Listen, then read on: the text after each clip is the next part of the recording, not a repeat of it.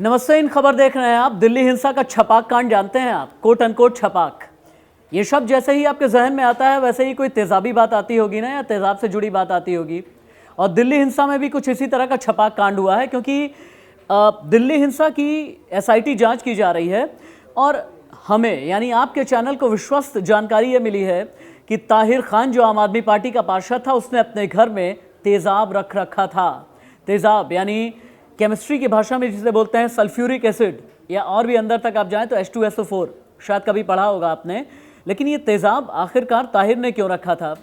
शुरुआती जांच में ऐसा लग रहा है कि इसी तेजाब के ज़रिए वहाँ पर जो भी लोग बवाल कर रहे थे या दूसरे समुदाय के जो लोग एक दूसरे पर हमला करने की फिराक में थे, उसके ऊपर तेजाब फेंके जाने का प्लान किया गया था।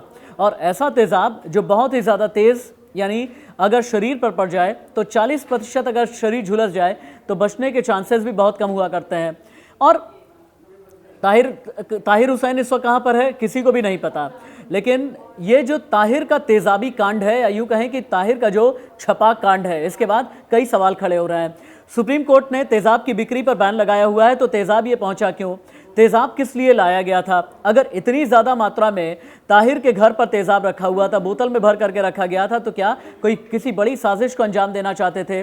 तेजाब के जरिए क्या कई लोगों की जान लेने की फिराक में कई लोग थे, और जो लोग भी फिराक में थे, क्या इन सभी को सरपरस्ती ताहिर हुसैन ने ही दी हुई थी?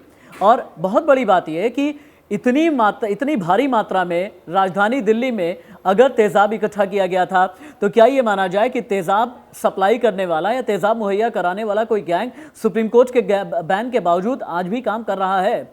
चूँकि कई एसिड अटैक विक्टिम थे जो सुप्रीम कोर्ट पहुँचे थे, उन्होंने आज से कुछ साल पहले सुप्रीम कोर्ट से ये दरख्वास्त की थी कि हिंदुस्तान में तेज़ाब पर बैन होना चाहिए। उसके बाद बैन लगा भी था हर तरीके के तेज़ाब की बिक्री पर, और इसके लिए सज़ा का प्रावधान भी किया गया था। लेकिन ताहिर हुसैन का ये छपाक कांड, ताहिर का ये तेज़ाबी कांड, ये बताने के लिए काफ़ी है कि दिल्ली हिंसा की बड़ी साजिश रची गई थी।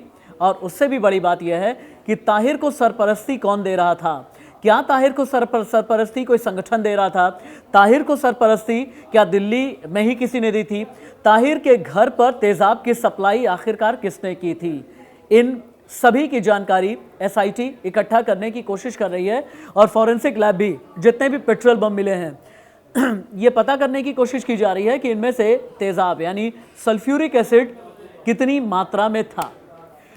दिल्ली हिंसा के ऐसे ही आपको ताज़ा अपडेट, इनसाइड स्टोरी आप तक पहुंचाएंगे। इन खबर देखते रहिए आप, और दिल्ली ही नहीं, देश दुनिया की और तमाम बड़ी खबरें, अंदर की बात, एक्सक्लूसिव स्टोरी आप तक हम पहुंचाएंगे।